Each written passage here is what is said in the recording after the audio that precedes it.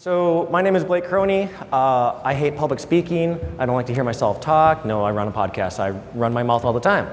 But I remember Keith said that if you get nervous, you need to find something that works. So thanks to Martin, this is going to be a good session. All right. So we're going to talk about painting the spectrum. And what do I mean by painting the spectrum? And I thought of this topic a while ago, and I kind of looked at it and I was like, you know, we need to find something that can correlate design work to what we see in the world. And it's kind of an art form. We always talk about this when we say, we have this mystical, magical thing that we do that is Wi-Fi. You can't see it. And you can see it, though, if you have the tools, and we're kind of painting canvases, and we'll go through all this and talk about it. So I'm like, we're painting the spectrum. When we design wireless networks, we are, in fact, painting the spectrum. So let's go through and we'll talk about how we are relatable to art. So I want to start off by giving you a little bit of inspiration here. But you can't wait for inspiration. You have to go after it with a club. Just like Rob when he was showing me his awesome survey stick and he kneecapped me with one of his rod pieces. You have to go after that inspiration. So I guess I'm assuming, Rob, that I inspire you there because you're coming after me. Yeah. So inspiration is extremely important when we're doing our designs. And think about it, our designs have to do something. They have to provide connectivity. So how do we get inspired for it? Well, you start off with the Muse. Probably one of the most interesting pieces of artwork from a Muse standpoint is the Mona Lisa. What was the Muse? Was it a mother? Was it a lover? We don't know. There's plenty of speculation about it, but you have to have something that gets your creativity flowing. That inspiration, what is inspiring us, what we're going to do. Because the Muse, when we look at what they do, it could be intuitive. It could be obvious. It could make the most sense when we look at it, that yes, I see exactly where they're driving their inspiration from. It could be visceral. When we look through and we're looking at what our muses work, there's some kind of deep meaning, some deep connection that we're looking for here. Private. There's something that is unique to us or something that we are holding back but we want to show. And it is certainly complex. There's many facets to the Muse. So when we look at this in terms of wireless designs, what are our muses that we have? It could be that sleek, shiny phone, that sleek, shiny client device out there. But it doesn't have to have those curves. It doesn't have to have that look to it. It could be hard and industrial. But all these client devices, they're doing the same thing. They are our Muse. We have to take inspiration from these client devices and figure out how do we make them work on our network. And sometimes it can just be flat out ugly, but we still have to find the beauty in it. We have to figure out how can we make this device work. It doesn't do anything we want it to do, but we need to look through it to find that inspiration. So we know, I'm looking at this right now, and I know how to get this device. I know how to make this device work on my network. So the client device is our biggest Muse, because they're the ones that determine what our designs are, what our design goals are. You work through all these different aspects of these client devices and the capabilities to come up with that art form. Our other Muse that we have is just our spectrum, is our capacity. We have a finite resource that we have to work with. This is a shot from my 5 gigahertz test that I just did with Sam Clements on our dual FRA paper, where we went and put 25 APs with 25 clients all on all the channels.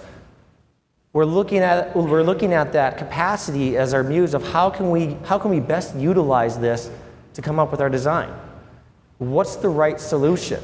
How do we make this work? Which is a really fun test, by the way, because I don't think I've ever had the opportunity to be in an environment with 100% no interference, nothing else other than our networks, and just have our 25 APs and our 25 clients providing that coverage and working towards what are our design goals that we can get out of it. The actual design itself, how can we do the design? How can we place our access points? Where are those antennas going to go? Which antennas do we use? Okay? These are all about how do we add our capacity and have coverage. Because at the end, we need to get our total aggregate throughput out of our system. Not just one person, but how do we paint that entire picture and see all of the devices and all of the capacity that we can have. So then we move from the inspiration to the normality. Not vodka, it's just water. So the normality, when you look at artwork like the Scream, you look at it and you analyze it and you say, well, why is the sky not blue? Because that's what everybody always does, right? The sky is always blue. Why are we seeing orange colors here? Why, is that water? Is it sand? Why is the sand blue? You look through and you analyze all these things and you have to figure out the normality of our designs. What is normal? What is expected of us? So a few things on normality that we have. Like I said, what is usual? The sky is always blue. No, the sky is not always blue. The sky is many different shades. Our networks are not usual. If you have a consistent framework, a consistent building that you build up, like a retail store, restaurant, it doesn't matter. There is no usual to that. It is always going to differ in some shape or form. So get rid of that concept of things being typical. We always do this. We always don't do that. This is what we always will look at. What's expected of our designs? We are expected to provide coverage, or we're expected to provide capacity, and we're expected to do this without you being able to see our access points because you think they're ugly, unlike that smoke, the fire alarm and the smoke detectors or the sprinkler heads, everything else that you have in there. And what I want to focus on is I want to focus on this last one because this is one that I think a lot of us get hung up on, the absolutes. When you're looking at what is normal, you have all these absolutes that you work with. And we shouldn't have that. So what are some of the absolutes of design that we have? The first one. How many times have you heard this? Don't mount APs in hallways. Twice today already. You don't mount APs in hallways. Well, let's be honest about this. If you're in a medical facility, chances are you have to place an AP in a hallway, especially around imaging areas, because you need to be able to provide a handoff as they're moving between the areas. Transitional connections, there's times that you have to put them in the hallways. Hallways is a perfectly acceptable design, and we'll talk about more about that when we get further down along in our discussions here, but you can make hallways work. So don't get hung up on this whole don't ever mount an AP in the hallway. That's an absolute that we want to get rid of. If the design says that this will work, do it. Don't mount APs vertically. How many of you flew in on Delta into the new Terminal 4 receiving area at Sky Harbor? Did you see how those nice new shiny Cisco access points were mounted? Did y'all start having heart attacks just like I did? I'm like, what were they thinking here? Why didn't they put it? But then you look at the space that they're trying to cover and you think to yourself, well, maybe there was a rhyme and a reason for what they're doing. It is an interesting space. You can use mounting options in your favor at times. I feel like I'm going to break that if I go over that side. Only had chicken breast. I've had to do this in various locations where I've had to mount it vertical. But everybody always says, don't ever mount it vertical because you change your polarization. It's not the directionality of where an internal omni antenna is focused, so you're going to lose all of your energy. Sometimes I want to lose a lot of that energy in the wrong space. I've had to do some interesting designs in museums where you have to hide an access point in a diorama front. So I look at things, okay, what are my options I can do? Well, I could mount it vertically in the front of the diorama so that hopefully I get a reflected signal off of the back of the diorama when they're standing in front of it that then gets the signal to the client device that you're working with. So when we go through our designs, again, it's all about what makes sense for that location, right? Sorry, Devin, don't use RRM. Don't use RRM improperly. You can use RRM and you can use ARM. You can use all of those different technologies to be able to not replace you, but assist you. If you go through and you build a design, whether it be a predictive design, an AP on the stick design, whatever we want to call a design, I know that's part of the stuff that the AB is trying to figure out is what is proper nomenclature for everything. But at the end of the day, it's just you built a design using something. Whether it was AP stick or predictive, you put parameters to that and you put restrictions to that. You said that my predictive access point is going to be 12 milliwatts or whatever the case might be. So why would you take and allow RM to operate at maximum transmit power? You have to take the time to go through and tune RM to rebuild that design that you created. Or yes, it is going to fall on your face and you're going to get those phone calls, and that might be a RGE depending on how critical the network is. You're going to have problems with it. So always take the time to tune and make sure that RM is doing what you want it to do. It's just like when we look at these newer technologies with dual 5 gigahertz radios. You need to tune them to do what you want them to do. We can't just throw these things out there. Keith's favorite one, don't do 1 AP per classroom. Yes, do not do 1 AP per classroom unless the design you worked out on, whether it be predictive again or AP on the stick, allows you to do so, and you have your channel reuse. You have your limited adjacent channel interference, and everything is working.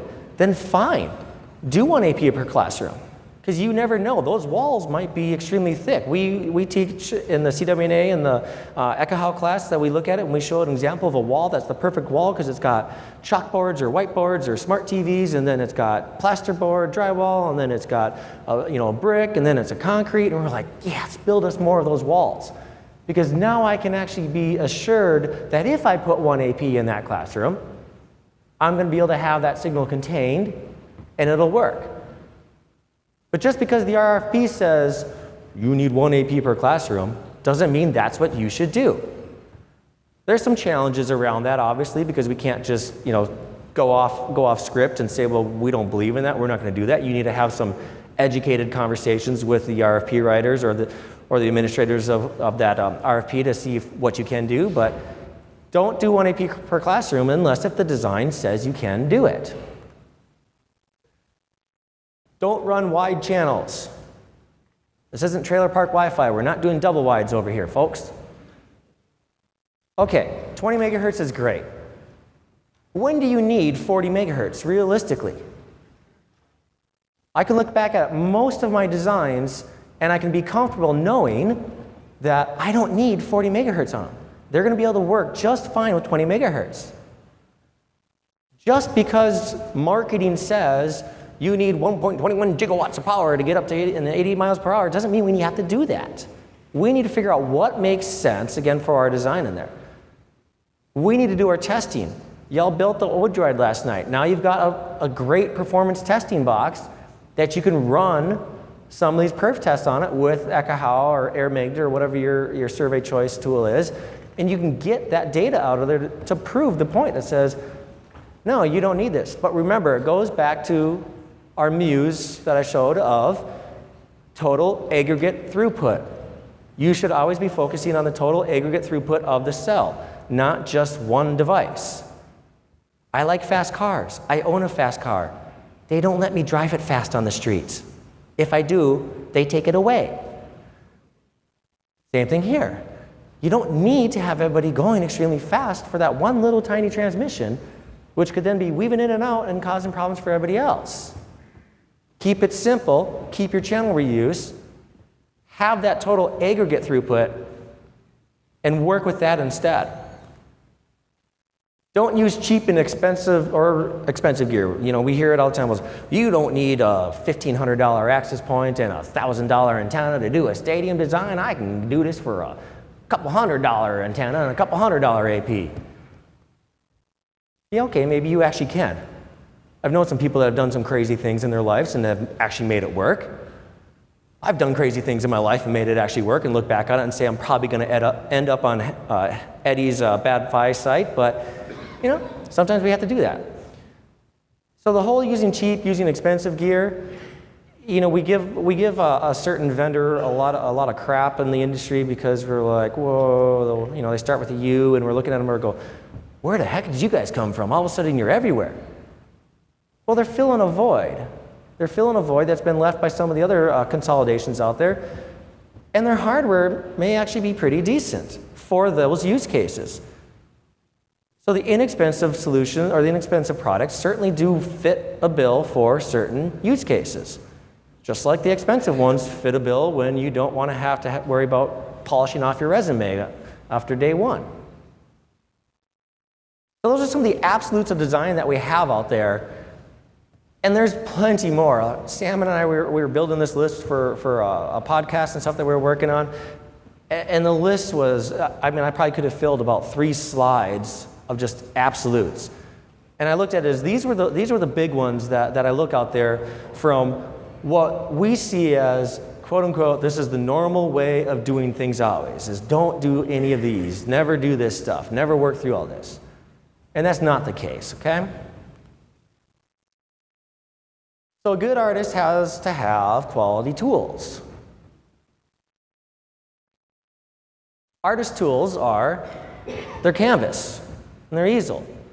Where are they putting that painting down? Where is that inspiration coming to life? They've got their paint with all of their different colors that they can use. They've got their brushes as well. Different brushes do different things. They'll change the flow of the paint from the brush to the canvas. So what are our tools that we have? We've got our floor plans, which hopefully is a really nice clean canvas for us to work on, right? Keith chuckles because we enjoy teaching this in the ECHO class because we look at our floor plans and we're just like, okay, yeah, in the class here we give you great floor plans. They got nice scales on them, which sometimes you may forget to read that there's a scale there. But you have all the information right there, and it's easy. And we give you CAD drawings. We give you the perfect scenario. We give you all of the right things to do this. In reality, what do we get? We get a hot mess for our canvas to work on. And we have to figure out how can we make this work, right? I can remember plenty of times where I'm sitting in dark facilities of types with a notebook at the end of a hallway and me with my laser measure trying to hit that thing so I can see, okay, this hallway is 30 feet. All right, now I got that one drawn. Here's a new wall in Visio. Yay, go me. I'm an RCDD now because I got Visio skills. We don't always get the proper floor plan, so we have to make the proper floor plan. We have to build our own canvas, that we're painting on. Our paint is our spectrum that we have, our channels, right? And then our brushes are access points and our antennas. If you're only ever designing with one form of an antenna, i.e. the internal on an access point that you're buying, you're never really learning how to paint the spectrum and how to paint coverage out there. You don't ever see buildings with just one light type, right? And look at how many different light types we have in this room. Some of them are just there to make it look good, and others are more important about actually getting light where we need the light to be. So Degas, a painting requires a little mystery, some vagueness, and some fantasy. An RF design requires a lot of mystery. The first day of my class for the boot camp here, one of my students, we're going around the room, and I always ask him, like, what do you want to get out of this class? What are your goals when we get done with this week? And this is not embarrassing, so don't worry, students. You're not going to throw anything at me, hopefully. And the statement they made was, I want to be able to see the RF. I want to be able to visualize this so I know how I can troubleshoot it or how I know what it's doing. We're always going to have that mystery because we're not going to be able to see anything until we get some glasses of some sorts that could see stuff like that, like a HoloLens or something. And who knows what's going to happen in that industry. We all know that we have vagueness when we talk about designs because we have guidelines, not restrictions. I don't have these finite items that say this is exactly what has to happen to make a design work. We get vague feedback back from our customers that say, here's how we need to build a design. And they are sometimes way off and sometimes they're close. And I think there's some fantasy in RF because we kind of look at it and we're like, we're that caped wonder that shows up and says, ha ha, I have made this work, right? Once it actually starts working and you turn it on a system, I still go back to one of my favorite installs is with Bryce. And it's cool that Bryce, you're here for this one because one of our first installs that we did was a Cisco 70, together, he's been doing it for a while longer than I have, but it was one of the first ones when he was training me. It was a 7921 deployment in a distribution facility. 1242 access points, so it's dating it back a little bit here. Patch directionals on walls, some omnis throughout, but for the most part, patch directionals. And Bryce and I were doing voice troubleshooting, and we were like, how are we going to be able to do our voice troubleshooting in kind of a fun way that you're kind of living, like I said, in this little fantasy world of running around in RF and stuff. So we split up into teams of two. One driver from the company, and then Bryce and I were on our phones, and we're driving around in little Cushman carts, the little 3-wheel Cushman electric carts, with the facility entirely pitch black, except for the headlight on the Cushman, so that as we were driving around, we could watch that little green LED go blue because there's no other devices on the network. It was how we were able to figure out, is our network working? Are we roaming? Is things going where I want it to go? So there's a little bit of a wonder in that. There was a different way of looking at things. Okay, so Bob Ross. If you don't know who Bob Ross is, because I think this, I'm not gonna say who said this to me, but I did get an email from somebody at a convention that's coming to happen next week. And they're like, I had to Google who Bob Ross was because I didn't know. And I was just like, how do you not know who Bob Ross is? Everybody I thought knows who Bob Ross is. I'm like, happy little trees, happy little accidents. You know, that's the way to live life by. So how do we paint our RF like Bob Ross? So for painting the spectrum, like I said, our channels are our colors. We have so many different colors that we can work with. We can take all these colors from our palette and we can put it onto our canvas, and it provides us with coverage and, more importantly, capacity. I don't care so much about coverage. Coverage is easy. I care about capacity. So use all of the colors that you have. You've got so many options there. Use them all. Don't just paint it one color. Unless your name is Mitch and you do SCA. If you're doing single channel architecture, okay, sure enough, yeah, you got me there. You're only painting with one color, but we should always be painting with all of the colors that we have.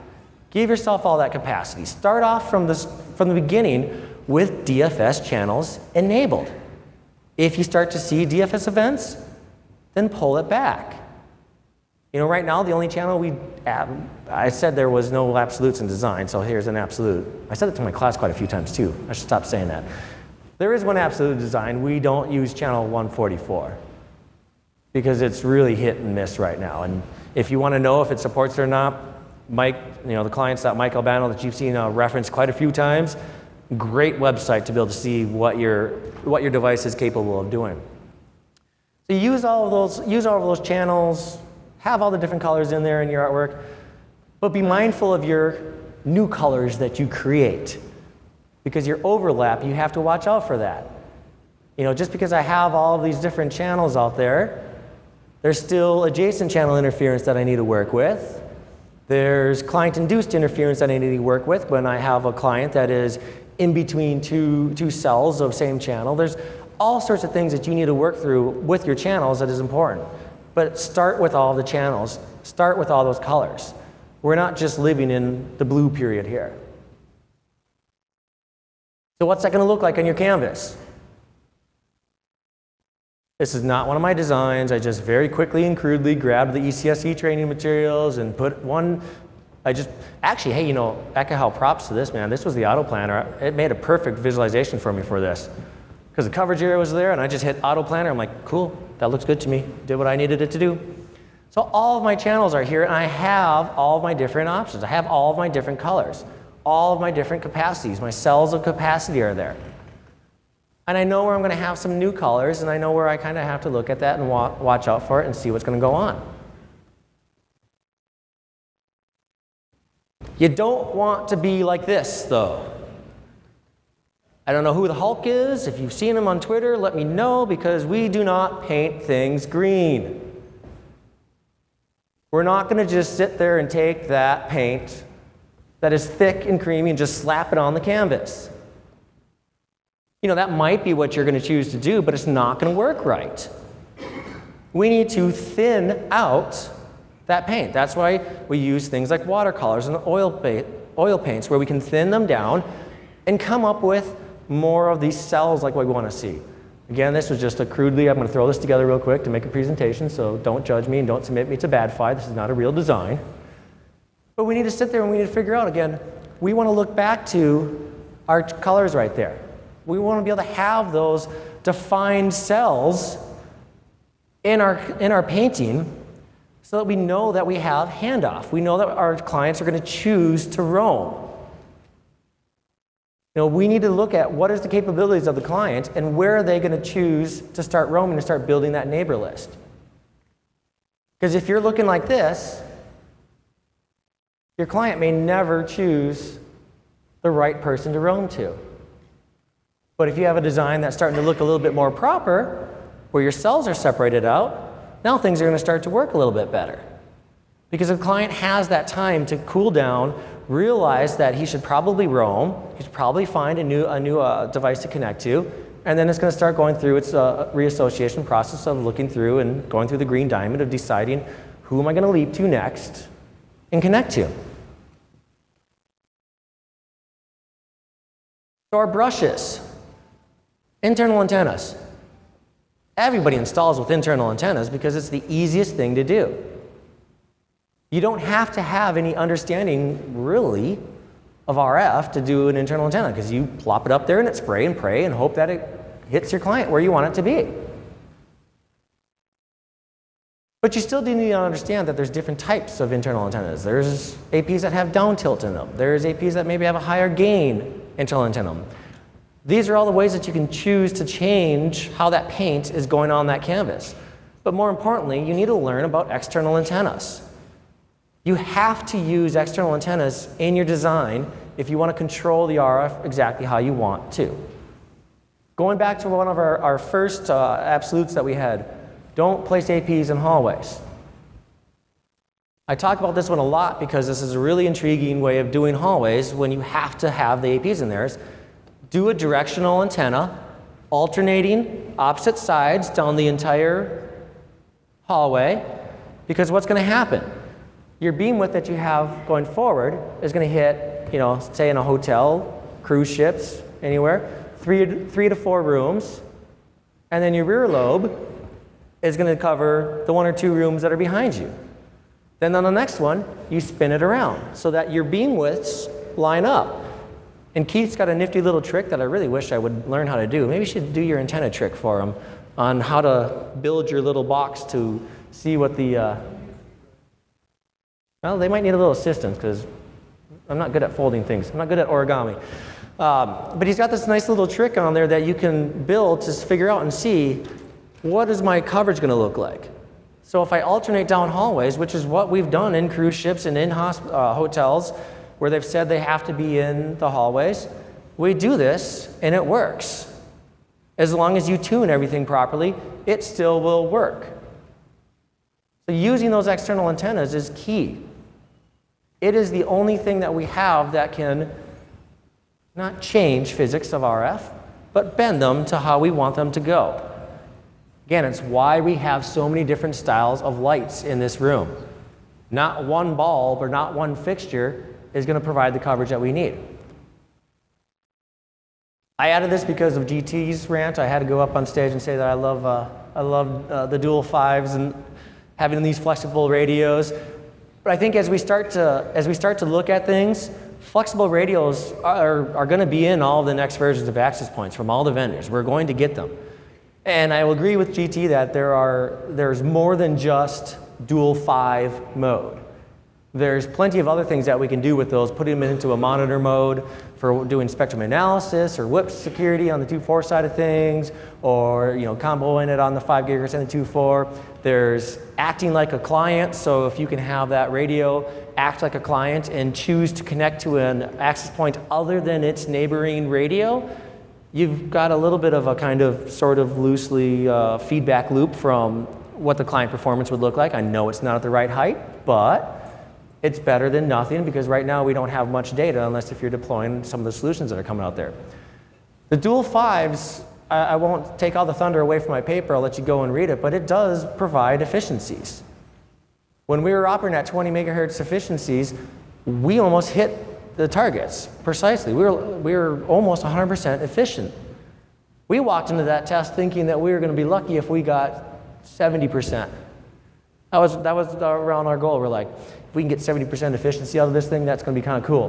We started doing all of our testing, and it fell apart when we got to 80 megahertz, and you can read why, but we looked at all this and we're like, wow, yeah, okay, this actually does make sense.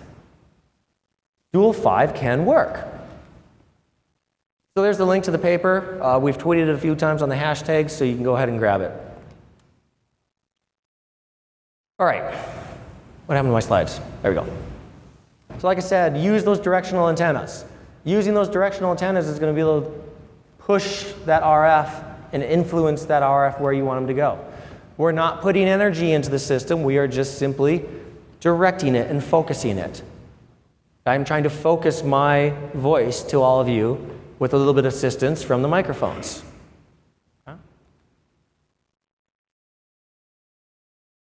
When you use your different options, you can get good throughput.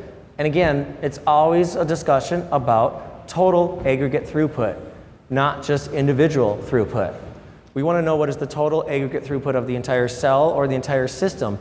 In our case, we were looking at it as what is the total throughput of the 5 gigahertz spectrum as a whole, not just individuals. And then my efficiencies, I said, extremely efficient uses for dual 5. But that was the right tool with the right brush, painting the spectrum how I wanted to, made it work. So it's only fitting that we close out close on a Bob Ross quote. And he believes that if you practice enough, you could paint the Mona Lisa with a 2-inch brush. I believe that if all of you work with your designs, practice your designs, can't tell you how many times I've done a survey of my house. It's the only place I have to do a survey and the only place I have to do practices. I'll be walking around my backyard, checking the outdoor access points. It's like, yeah, this is good, okay, good. But you have to practice. You have to work through it. The only way that we're going to be able to truly be able to visualize and see RF is when we've covered millions of square foot with RF. Because then you can reach back into all those experiences and then you can figure out and make it happen. So I want to sum up on this here real quick is to be passionate. This wasn't painted in one day. This was painted in 16, 17 years? 17 years. I started working in wireless in '99 when I was a freshman in college, and I was like, this is kind of cool. Driving around the college campus with a WRT 54G that was modded to have Linux on it with a GPS card and an SD card in it, and the thing just sat there and collected data everywhere I drove. It was just my little Kismet node. That was what's getting me started in it. And I'm like, this is neat. I like doing this. And again, I gotta say thanks to Bryce and others and Keith for giving me mentors that I can look up to and learn about RF and be driven with this. I always say I want to do what's right. I want to make sure that we are doing the right thing for a wireless deployment to succeed. But more importantly, I will always, always, always respect options.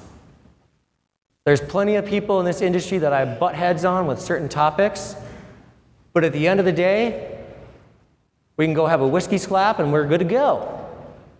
We're all gonna party, we're all gonna have a fun time, we're all gonna enjoy because we are all passionate about what we are doing. So of course we're all going to be opinionated. The key is to be open to that and listen to different ideas.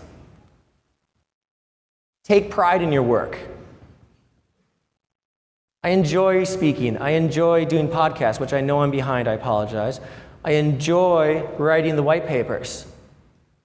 And I enjoy that because I'm happy with what I've done in this industry. I'm happy with the designs that I put out there. I know that if my name is going to be associated with it, it has to be at least somewhat good.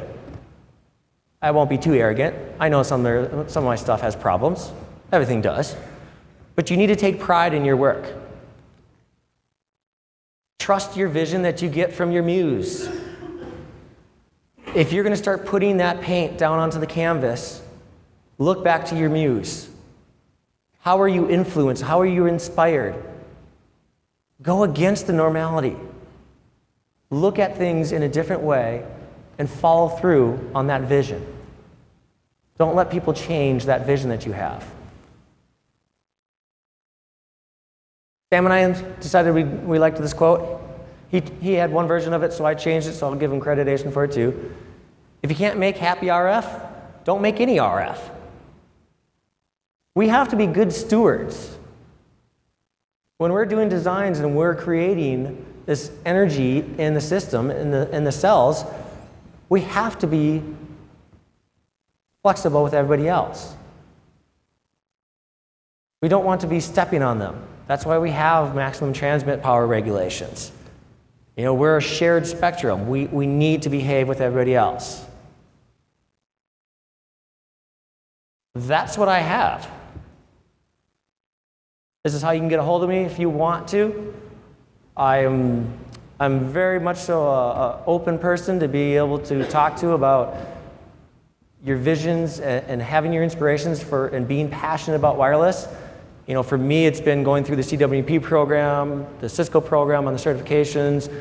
Because I love this so much, I'm starting to do the Aruba certifications now so that I just have that knowledge to be able to understand all the different systems, not just one person's, so I'm not locked in one period of time. I can look at everything out there. We've got plenty of time for questions. Anybody have any questions? Just want to open up the bottle? Who's Bob Ross? I tried. I was tempted to show up with a afro and the shirt and everything, but great ideas. Oh, question in the back.